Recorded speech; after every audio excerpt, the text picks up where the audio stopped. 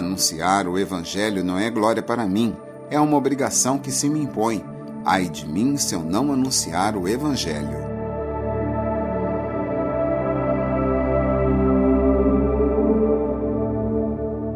Eu, Paulo, escolhido para ser apóstolo por chamado e vontade de Deus, reservado para anunciar o Evangelho de Deus, não da parte de homens, nem por meio de algum homem, mas por Jesus Cristo e por Deus Pai que o ressuscitou dos mortos, aos cristãos católicos e aos que creem em Jesus Cristo.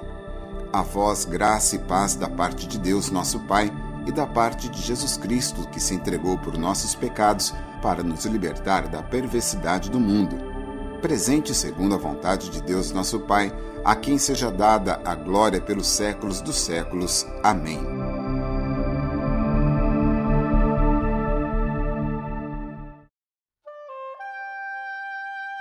Após a experiência do encontro pessoal com Jesus ressuscitado na estrada de Damasco, Paulo vai para Tarso, sua cidade natal. Estando em sua cidade, vem-lhe ao encontro um dos responsáveis pela igreja de Antioquia, um homem chamado Barnabé, que lhe convida a trabalhar com ele nesta comunidade.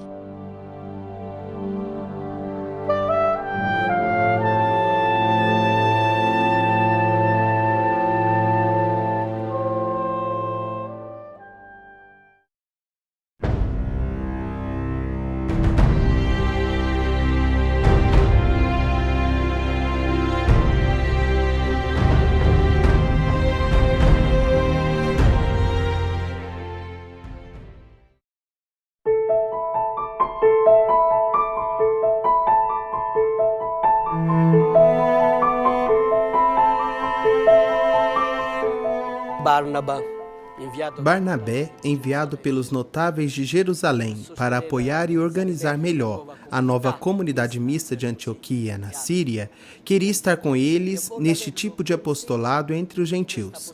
Então, ele vai para Tarso em busca de Saulo e, tendo-o encontrado, o conduz a Antioquia, onde trabalharam juntos na igreja um ano inteiro e instruíram um grande número de pessoas. Foi em Antioquia que, pela primeira vez, os discípulos foram chamados de cristãos.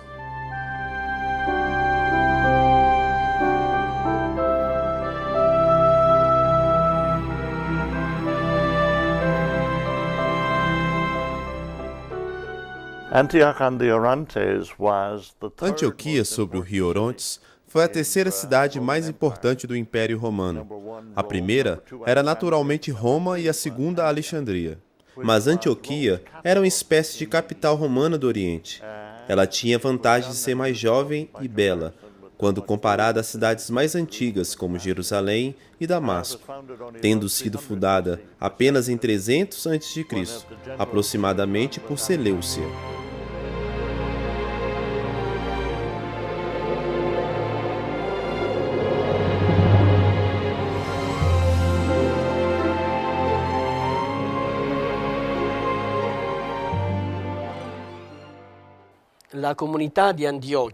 A comunidade de Antioquia, depois que os irmãos de Jerusalém o levaram a Cesareia Marítima e de lá o enviaram para Tarso, tornou-se a igreja-mãe. Ele começou a operar como missionário itinerante na província da Síria Cilícia, então como um profeta ou doutor, em colaboração com Barnabé, e finalmente enviado pelo Espírito Santo como o apóstolo dos gentios. Todas as três grandes viagens missionárias partiram de Antioquia da Síria, uma comunidade mista de judeus cristãos, helenísticos e gentil-cristãos, e decididamente muito aberta à proclamação do Evangelho ao mundo pagão. Em Antioquia, celebrando eles a liturgia em honra do Senhor e jejuando, disse-lhes o Espírito Santo: Separai para mim Barnabé e Saulo para a obra a qual os destinei.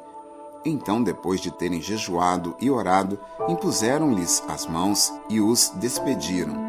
Enviados pelo Espírito Santo, desceram até Seleucia, uma cidade às margens do mar. De seu porto, Paulo, Barnabé e Marcos partiram para a primeira viagem apostólica.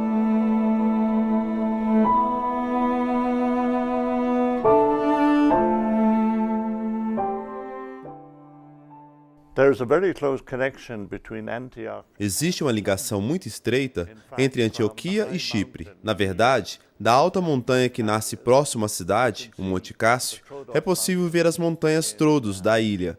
E isso dá uma ideia da facilidade com que se podia velejar do continente a Chipre, sem errar a rota e sem se perder. Os navios foram sempre de carga, mas hospedavam passageiros aos quais eram destinado um minúsculo espaço no convés. Aqui foi revelada a capacidade de Paulo, que esteve nessa posição durante vários dias. A fim de se proteger do sol, chuva e do mar, fizeram uma pequena tenda, cuja instalação era um trabalho artesanal que Paulo conhecia, podendo, além disto, ser útil para reparar as velas, uma tarefa não muito diferente, a fim de pagar o seu transporte. A primeira missão de Barnabé e Paulo, após a partida deles de Antioquia, foi a penetração nas regiões centrais da Ásia Menor, visando converter a província da Ásia, que era densamente povoada, o que corresponde à atual Turquia Ocidental.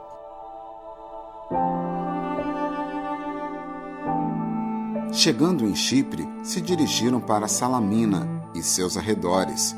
Os primeiros destinatários do anúncio foram os judeus, pois Paulo e seus companheiros Barnabé e Marcos priorizaram, a princípio, a pregação dentro das sinagogas. Prosseguindo viagem, após atravessarem toda a ilha, chegaram a Pafos, a capital da ilha de Chipre, onde residia o governador romano da região. Um fato importante aconteceu nesta cidade, a conversão do procônsul Sérgio Paulo. Sua conversão se deu através de um milagre. Um mago judeu chamado Elimas queria impedir que ele recebesse o anúncio de Paulo, mas Paulo induziu Sérgio Paulo a converter-se. É certamente uma personalidade forte. Trata-se de uma forte personalidade, um caráter apaixonado com fortes contrastes. Escrevendo para os Tessalonicenses, em 1 Tessalonicenses, Paulo disse que os tratou como uma mãe carinhosa que nutre e acalenta seus filhos. Mas no mesmo contexto, em 1 Tessalonicenses capítulo 2, ele afirma: você sabe que, como um pai para os seus filhos, a cada um de vocês tenho exortado, encorajado e esconjurado a caminhar de uma forma digna do Senhor. Estes fortes contrastes os Gálatas também experimentaram. Em Gálatas capítulo 3, os chama, ó insensatos Gálatas, enquanto que em Gálatas, no capítulo 4, se refere a eles como filhinhos meus, por quem de novo sinto dores de parto, até que Cristo seja formado em vós.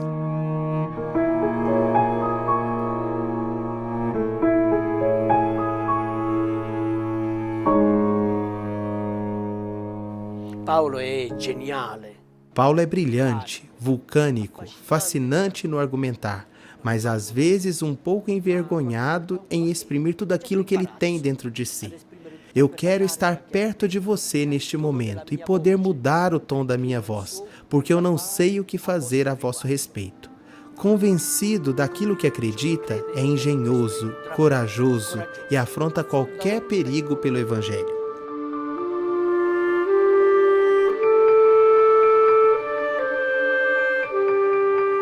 Embarcando em Pafos, se dirigiram para Perge, na Panfilha, e de lá chegaram a Antioquia da Pisídia. Em Antioquia da Pisídia, por meio da pregação de Paulo, muitos judeus abraçaram a fé, e uma multidão de gentios também se reuniu para ouvir seus ensinamentos. Uma perseguição provocada por alguns judeus expulsou Paulo e Barnabé desta cidade.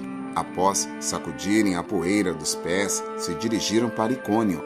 Porém, os que abraçaram a fé, judeus e gentios, permaneceram repletos de alegria e do Espírito Santo.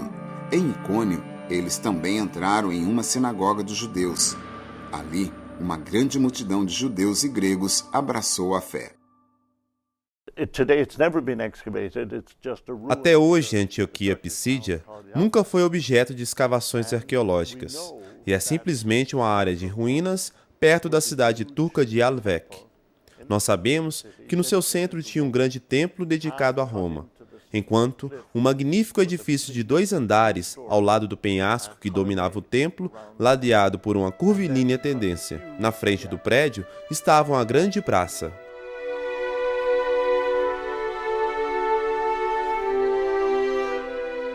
Me sembra che siano due i motivi. Parece-me que 2 das razões que tenham convencido Paulo a levar os estigmas de Jesus em seu próprio corpo, uma expressão usada por ele em Gálatas capítulo 6, indica que as perseguições sofridas em razão da pregação de Jesus, em primeiro lugar, um desejo ardente de obedecer a Cristo crucificado. Me deixei crucificar com Cristo. E já não sou eu quem vivo, mas Cristo vive em mim. Isto é, então, eu vivo agora na carne. Assim, eu vivo na fé do Filho de Deus que me amou e deu a si mesmo por mim. É a partir desta relação de amor que nasce a missão de Paulo e a força para enfrentar qualquer perigo e todas as dificuldades relacionadas com o mesmo.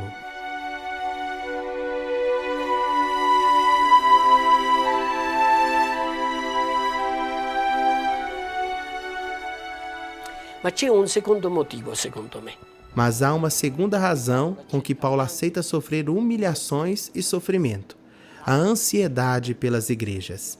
Ele quer que todos sejam fundados em Cristo, orientados por Deus e guiados pelo Espírito Santo, até chegarmos à unidade da fé e do conhecimento do Filho de Deus, ao estado do homem perfeito, na medida em que convém à plena maturidade de Cristo. Então, desta forma, podemos compreender também a coragem apostólica de Paulo em sua obra, no seu avançar, na sua missão.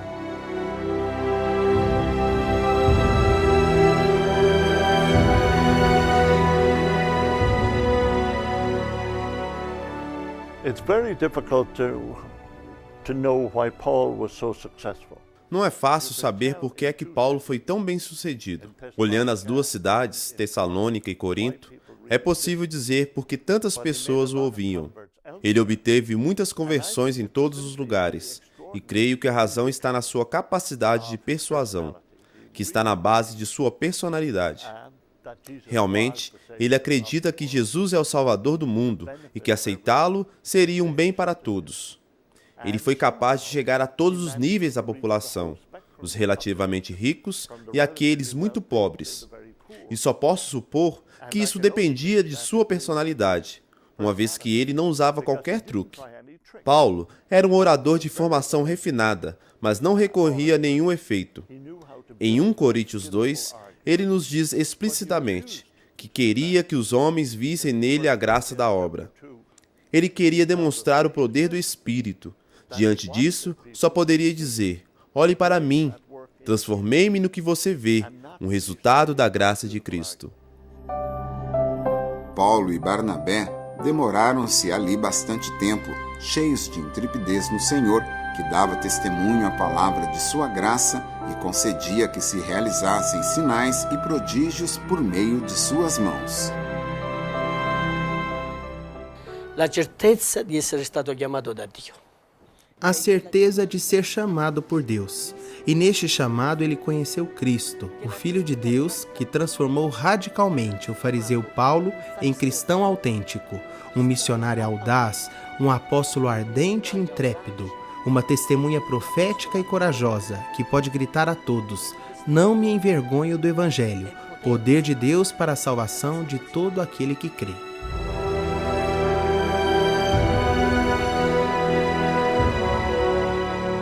Paulo e Barnabé refugiaram-se em Listra. 2 fatos comoventes aconteceram nesta cidade. Um homem aleijado dos pés vivia lá sentado, coxo desde o seio de sua mãe, sem jamais ter andado. Ele ouvira Paulo falar, e Paulo, fixando nele os olhos e vendo que tinha fé para ser curado, disse-lhe com voz forte: levanta-te direito sobre teus pés. Ele deu um salto e começou a andar. Pouco depois, chegaram os judeus, os quais instigaram a multidão e apedrejaram Paulo, dando-o por morto. Paulo, porém, levanta e retorna para Antioquia, onde partiu para a missão, passando pelas comunidades por onde anunciou, para exortar os discípulos a permanecerem firmes na fé. E ele lhes dizia: É preciso passar por muitas tribulações para entrarmos no reino de Deus.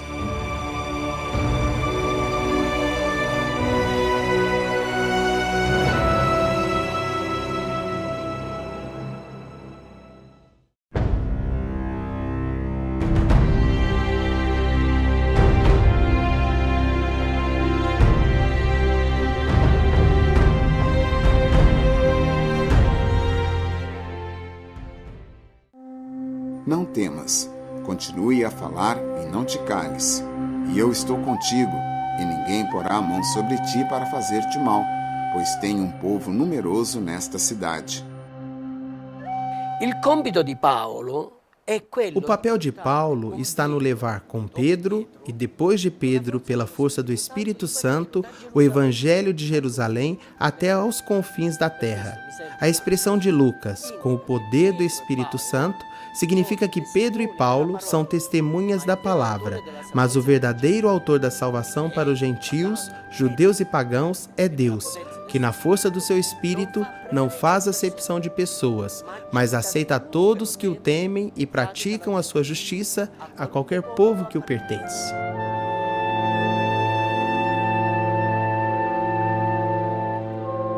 Enquanto Barnabé se dirigiu para as igrejas de Chipre, Paulo seguiu o caminho rumo às igrejas fundadas na Síria e na Cilícia. Chegando em Listra, conheceu Timóteo, um jovem que a partir de então seria um estreito colaborador em sua obra de evangelização. Paulo considera Timóteo Paulo considera Timóteo um estreito colaborador de seu ministério apostólico. Nas epístolas paulinas, ele é um irmão, um colaborador de Deus na proclamação do Evangelho de Cristo, um servo de Cristo, colaborador de Paulo, que cumpre com empenho o trabalho do Senhor, como ele próprio, e Paulo envia para reforçar e consolar os fiéis da Tessalônica sobre a fé, mas é sobretudo seu filho amado e fiel no Senhor.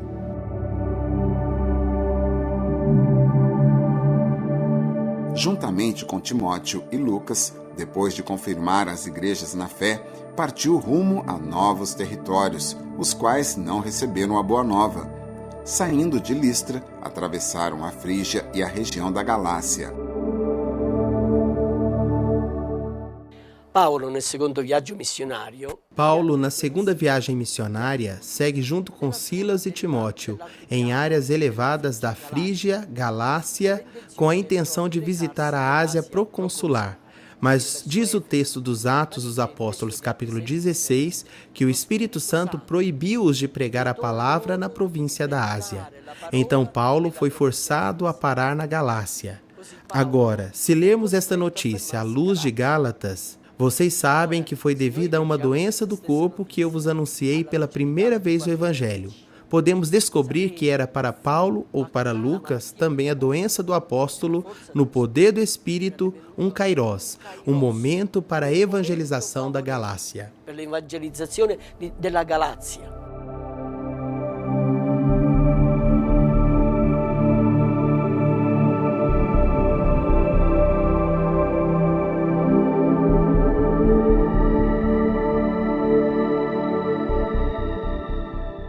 The Galatian, you see, when Paul founded Galatia, Quando Paulo propagou o cristianismo na Galácia, ele trabalhou como missionário de Antioquia. Este último se tornou depois mais restaurador e judaizante. E, evidentemente, ele correu para chamar missionários para se converter às igrejas que Paulo havia fundado. É por isso que os missionários saíram de Antioquia. Os judaizantes criaram as condições para uma percepção completamente diferente. Bem, o único aspecto positivo dos celtas é o fato que eles eram muito lentos para a mudança e fortes nas convicções. E simplesmente quiseram ganhar tempo, como se estivesse dizendo: devemos consultar Paulo.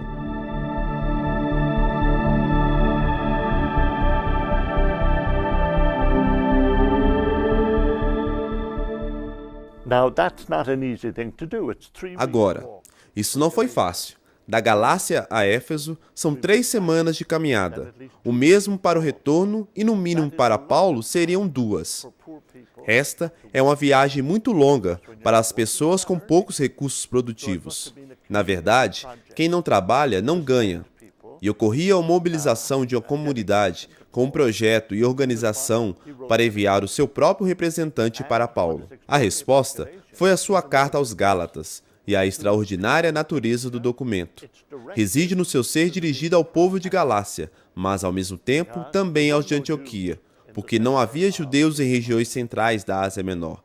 E todos os temas desenvolvidos na carta são baseados em ideias hebraicas tiradas do Antigo Testamento. Isto pode ser visto, por exemplo, no papel confiado à figura de Abraão, no momento de falar a um grupo, enquanto a mensagem escrita é dirigida a outro.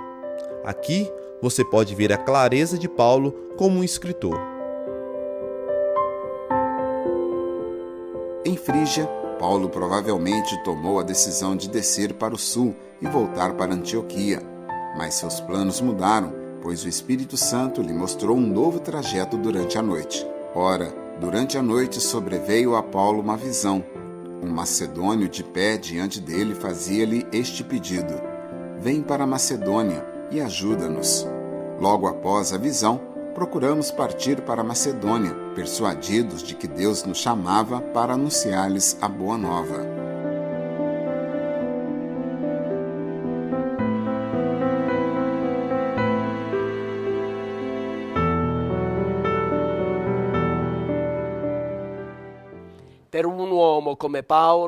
Para um homem como Paulo, tudo se tornava kairós, quando se tratava de anunciar o Evangelho. Também aquele foi um momento emocionante e maravilhoso da graça de Deus, que dava a Paulo e seu pequeno grupo a coragem e a força para uma nova jornada apostólica. Se abriu mais uma vez uma porta para o Evangelho.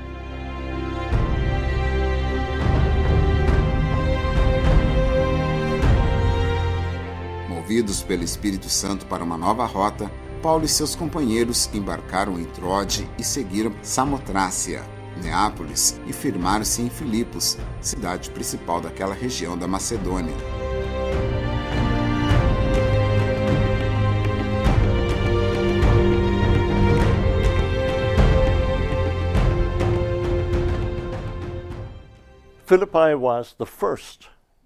Filipos foi a primeira cidade europeia a ser convertida por Paulo. Ele não tinha planejado ir a todas, preferiu atingir a Ásia Menor. Troade era o lugar ideal. Está numa posição tão favorável que Júlio César tinha planejado para transferir a capital do Estado Romano de Roma para esse local. Mas Paulo recebeu a visão de um homem da Macedônia, pedindo-lhe para viajar à Europa. E ele simplesmente não pôde resistir à perspectiva de ser o primeiro evangelista, o pioneiro da cristianização da Europa. No mundo antigo, havia 3 grandes áreas geográficas, ou seja, Europa, África e Ásia.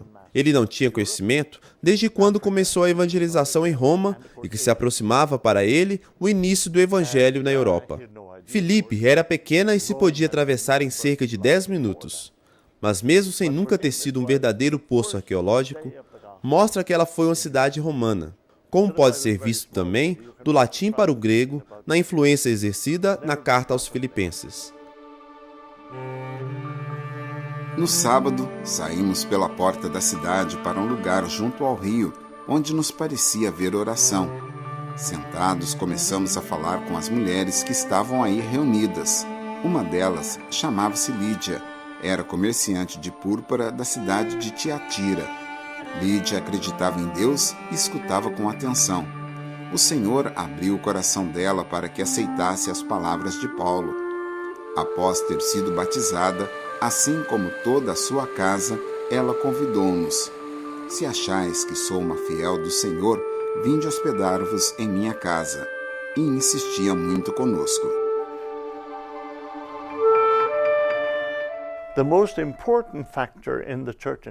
O elemento mais importante na igreja de Filipos é o fato de que Paulo se vale da colaboração de mulheres inteligentes e enérgicas.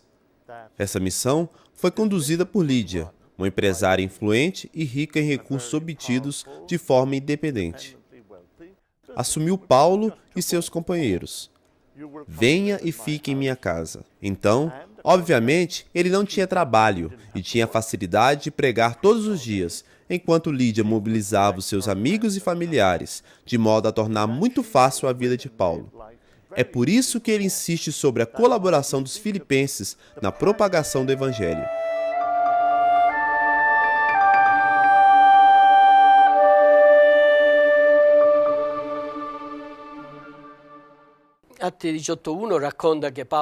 Em Atos dos Apóstolos, no capítulo 18, relata que em Corinto, Paulo encontrou Áquila e Priscila, se estabeleceu junto deles e trabalhava. E o trabalho que desenvolvia era de um fabricante de tendas. Mas logo depois, em Atos dos Apóstolos, capítulo 18, Lucas faz uma outra observação. Quando eles vieram da Macedônia, Silas e Timóteo se dedicaram à pregação. Há dois fatos que fazem você pensar um pouco. Normalmente, Paulo, fiel à sua tradição judaica, adorava o trabalho manual. Assim, em 1 Tessalonicenses, escreveu: "Lembras-te os nossos esforços e a nossa labuta, trabalhando dia e noite para evitar a ser um fardo para ninguém. Temos proclamado o Evangelho de Deus. E mais uma vez, nunca comemos grátis pão de ninguém, mas nos afatigamos trabalhando com as nossas próprias mãos. De modo que minhas necessidades e daqueles que estavam comigo proveram destas mãos." Ele trabalhava e anunciava o Evangelho, para não ser um fardo para ninguém.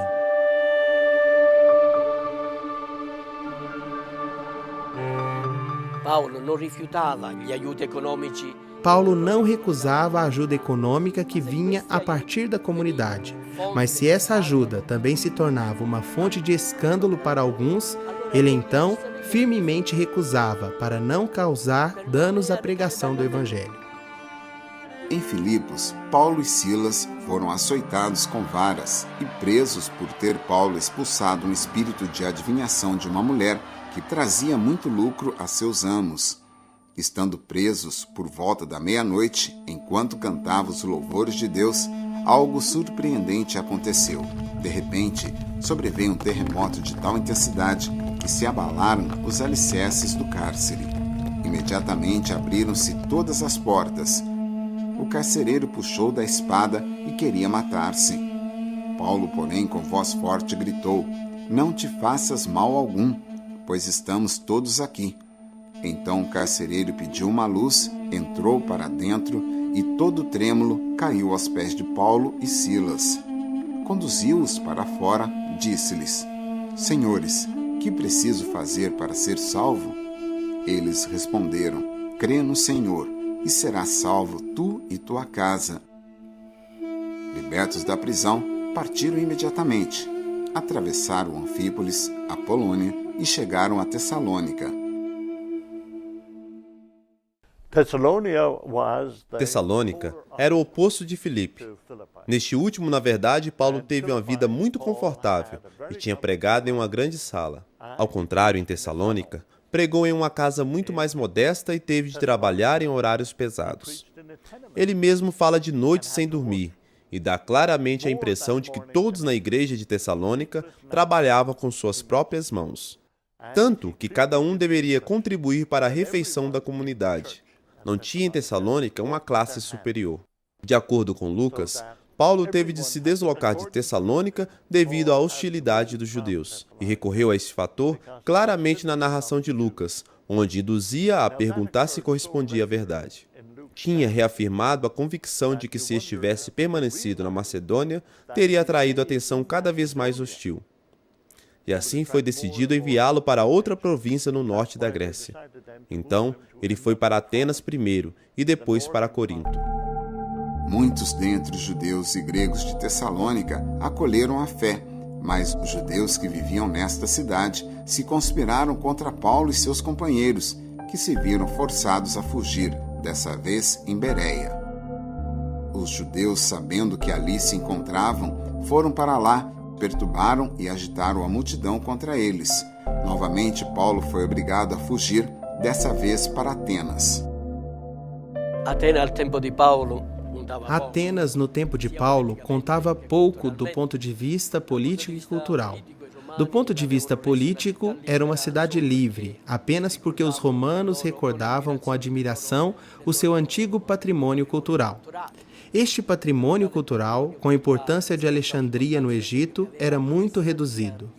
continua a operar diversas correntes filosóficas, tais como a estoica, os cínicos, a epícore, os neoplatônicos, mas em menor estado. E é precisamente em Atenas que Paulo reúne alguns filósofos epicuro-estoicos. E diante deles faz um discurso interessante, uma verdadeira catequese ad gentes, baseada em alguns pontos comuns, tanto para a filosofia grega, em livros que Estoico Sapiencial, Deus, o Criador de todas as coisas, e Deus providencia e orienta a história humana, nele vivemos, movemos e existimos por causa dele, é que somos da sua estirpe. Até agora, apenas Epicureus poderia discordar de Paulo, mas certamente os estoicos concordavam com ele.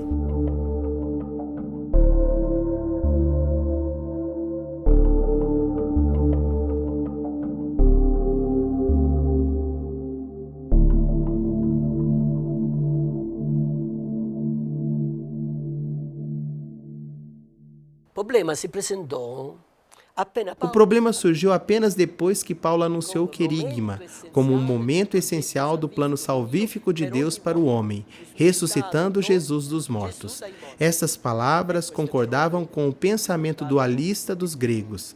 Para eles, a manifestação de Deus não poderia ter por finalidade a salvação do homem, entendida como unidade inseparável de corpo e alma, porque o corpo é concebido pela filosofia grega como uma prisão de que o espírito tem de se libertar. Como resultado, os filósofos não podiam compreender o conceito paulino de ressurreição como total salvação do homem, mas a maioria apenas como imortalidade da alma, liberta da corrupção do corpo e entra na alma universal.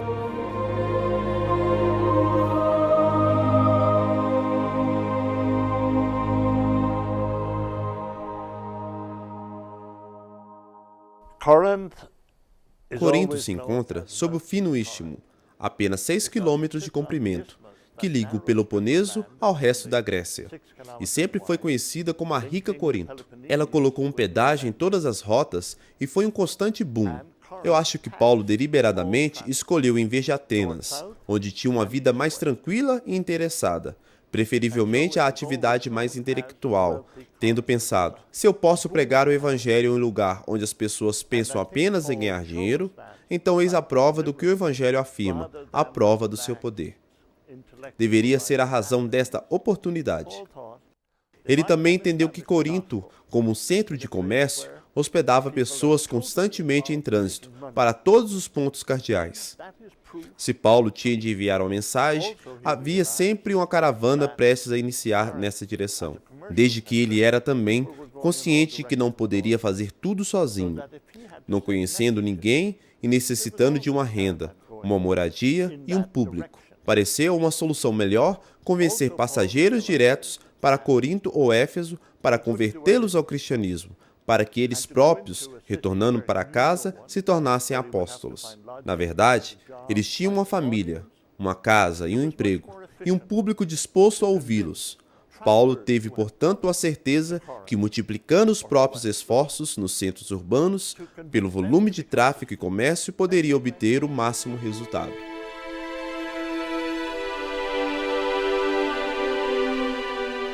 Em Corinto, Paulo decide pregar somente aos gentios. Dificuldades com os judeus que se opunham ao anúncio de Paulo foram constantes durante seu ministério em Corinto. Foi levado também ao tribunal para ser condenado e, diante dessas e de outras dificuldades, em uma noite, o Senhor, por meio de uma visão, disse a Paulo: Não temas, continue a falar e não te cales, e eu estou contigo, e ninguém porá a mão sobre ti para fazer-te mal, pois tem um povo numeroso nesta cidade. Confortado pelo Espírito, partiu para Éfeso, em companhia de Áquila e Priscila, onde permaneceu cerca de 2 anos.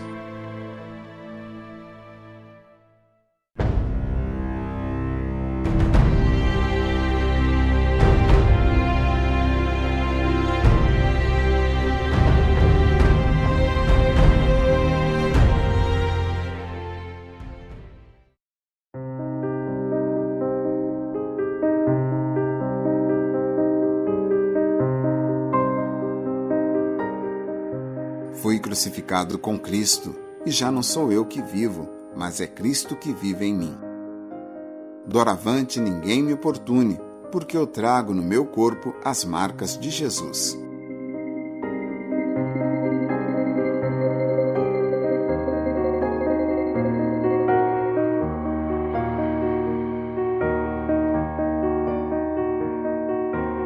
Paulo seguiu os passos de Jesus, tomou sua cruz e a carregou até o fim. Na medida em que se unia a Cristo por meio dos sofrimentos, mais e mais era fecundo seu ministério, e cada vez mais longe chegava o seu anúncio. Após chegar em Antioquia, imediatamente parte para uma nova missão. Decidiu atravessar as regiões da Galácia e a Frígia para confirmar os discípulos na fé. Em Éfeso, conheceu Apolo e outros discípulos que haviam recebido apenas o batismo de João. Eles não conheciam o batismo de Jesus e sua principal consequência, a comunhão com o Espírito Santo. Pelo poder do Espírito, curava doentes, expulsava demônios e o nome do Senhor Jesus ganhava prestígio.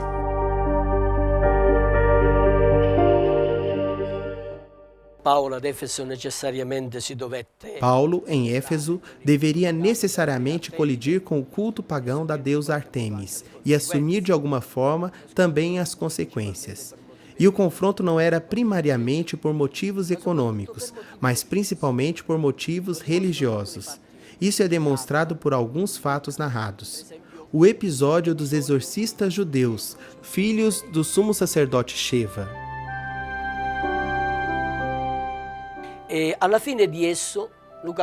Ao fim, Lucas conclui: muitos dos que haviam abraçado a fé veio a confessar em público as suas práticas mágicas e um número significativo de pessoas que tinham praticado artes mágicas trouxeram seus livros e os queimaram à vista de todos. Foi calculado o valor total e descobriu-se que era 50.000 gramas de prata.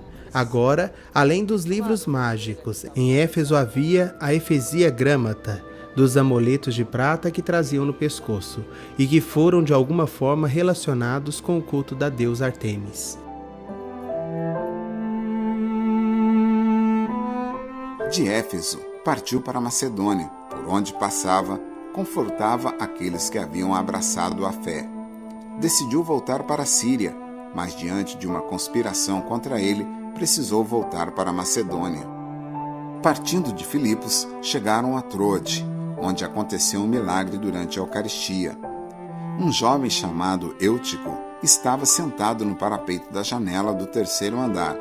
Dormiu enquanto ouvia a pregação de Paulo e caiu. O recolheram morto, mas Paulo o ressuscitou. O Espírito Santo inspirava a Paulo que agora seria a última etapa de sua vida e que, portanto, deveria se despedir dos fiéis para prosseguir sua viagem rumo ao seu martírio. Ele, além de formar as comunidades, formou anciãos para conduzi-las, os quais manteriam o ensinamento, o pastoreio e a Eucaristia para a edificação dos fiéis. Agora, acorrentado pelo Espírito, vou a Jerusalém sem saber o que aí me acontecerá. Sei apenas que em cada cidade o Espírito Santo me assegura que me esperam correntes e perseguições. Mas de forma alguma considero minha vida preciosa, contanto que complete minha carreira e o ministério que recebi do Senhor Jesus, anunciar a boa notícia da graça de Deus. Navegando rumo a Tiro, ali desembarcaram e desceram até chegar a Ptolemaida. No dia seguinte, foram para Cesareia, uma das principais cidades daquele tempo na Palestina.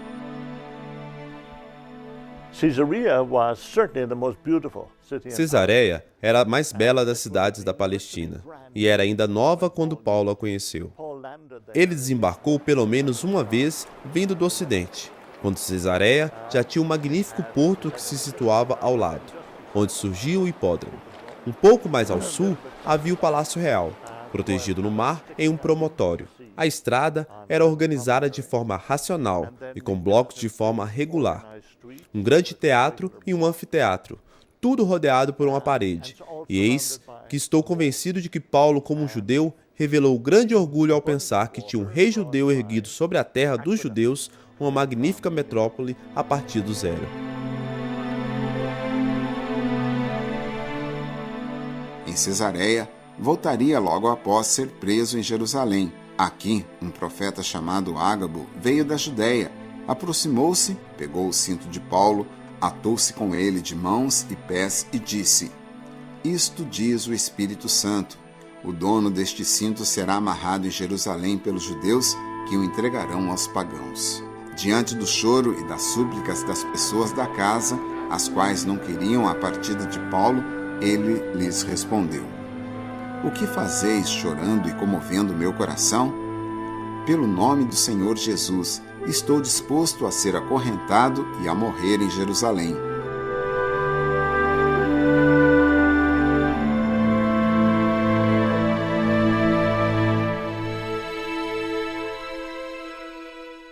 Paul was imprisoned in Jerusalem. Paulo foi preso em Jerusalém, acho que por causa de alguma oposição no seio da igreja. Ele tinha sofrido alterações no início dos anos de evolução da sua carreira.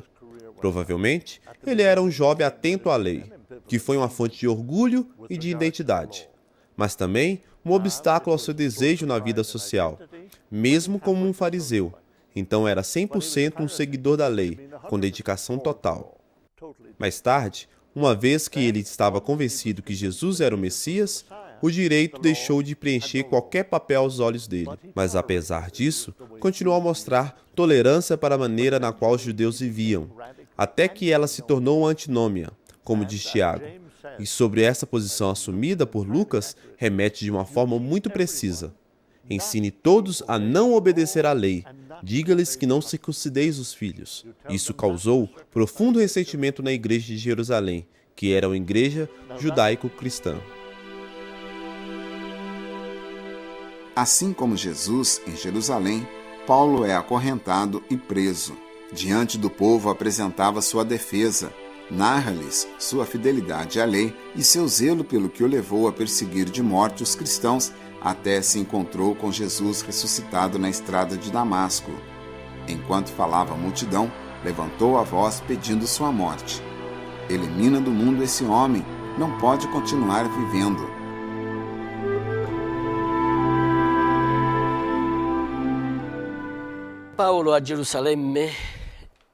Paulo foi 2 vezes ameaçado de morte em Jerusalém. A primeira vez, quase foi linchado pelos judeus que o acusavam de ter introduzido um pagão, Trófimo, no templo. O tribuno Lísia interveio, libertando-o e colocando-o na prisão. Durante essa prisão, Paulo veio a saber do seu sobrinho que os judeus conspiravam contra ele. O tribuno Lísia, por isso, e tendo ouvido que Paulo era um cidadão romano, o conduziu ao procurador Félix. E foi o próprio Félix que instituiu o processo e o fez celebrá-lo em Cesareia, perante os representantes do Sinédrio e seu advogado Tertuliano. Em Jerusalém, foi julgado pelo concílio e pelo sumo sacerdote. Diante deles, apresentou sua defesa. Era pela ressurreição que estava sendo julgado. Os judeus se amontinaram com o intuito de matar Paulo. Seu sobrinho o avisou sobre essa conspiração. Diante disso, o comandante viu-se forçado a enviá-lo a Cesareia, mas tudo isso já estava no desígnio de Deus. Durante a noite, o Senhor apareceu a Paulo e lhe disse: Coragem, assim como deste testemunho de mim em Jerusalém, tem de dá-lo em Roma. Acompanhado por uma grande guarnição romana rumo à cidade de Cesareia, passam a noite em Antipádrida. No dia seguinte, foi apresentado ao governador, o qual o mandou deter no pretório de Herodes.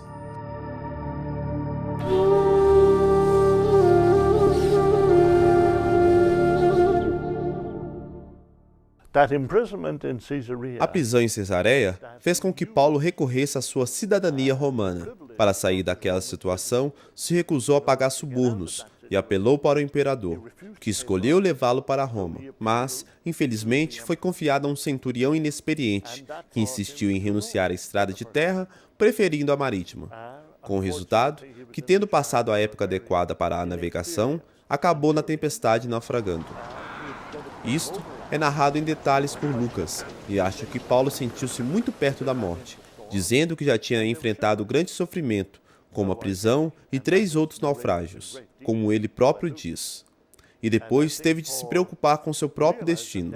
Assim, foi com grande prazer que ele foi capaz de chegar a Malta, onde ele e outros passaram o resto do inverno antes de ir para Roma, com uma viagem muito mais confortável. Após 2 anos de prisão em Cesareia Marítima, foi julgado por Festo. Nesta ocasião, apela para César.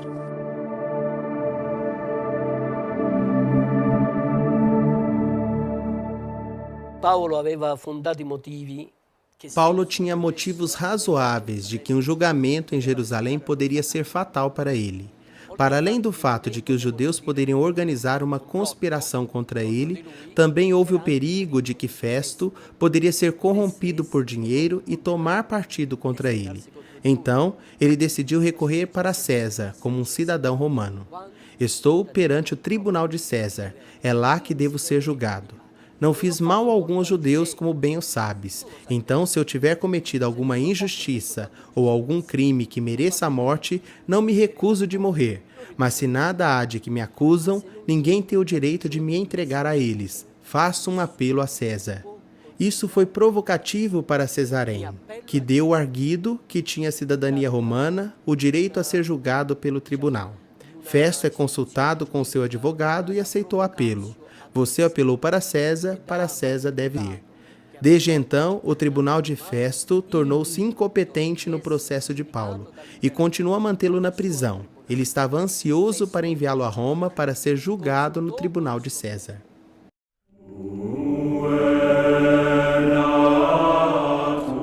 Após ser julgado também pelo rei Agripa em Cesareia, decidiram o dia de enviá-lo de navio para a Itália. Partindo de seu porto, chegaram no dia seguinte a Sidônia, e lá costearam Chipre e atravessaram o mar ao longo da Cilícia e Panfilha, desembarcando em Mira da Lícia. Ali tomou um outro barco que o levaria para Roma. Durante a viagem, levantou-se uma tempestade que durou vários dias. Depois de fazerem todo o possível, esgotou-se qualquer esperança de salvação. Paulo, porém, os motivou dizendo que ninguém morreria. O navio ficou destroçado, mas os tripulantes, apoiados em peças do navio ou em pranchas, conseguiram chegar à terra com vida. Ficaram nesta ilha durante 3 meses. Paulo curou os doentes que aí estavam e muitos encheu Paulo e os tripulantes de honrarias ao partirem rumo a Roma. Em Roma, foram recebidos pelos cristãos que ali viviam no Fórum de Ápio e 3 tabernas. Ao vê-los, Paulo agradeceu a Deus e animou-se.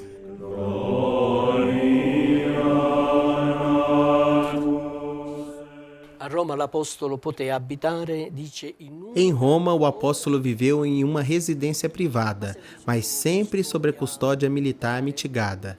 Isso significa que o apóstolo viveu fora da castra pretória, hoje perto da estação Termini em Roma.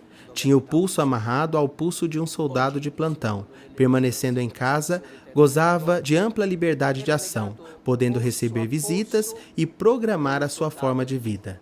Sua estada em Roma foi por 2 anos e, de acordo com fontes antigas, viviam nas proximidades de São Paulo alla Regola, localidade que se encontrava então nas proximidades da Extra Urbem, perto da Ponte Sisto, o que permitiu ao apóstolo exercitar a sua missão evangelizadora, seja com os judeus ou com os gentios. A partir desta prisão, deixou 3 cartas, aos Colossenses, a Filemon e aos Efésios.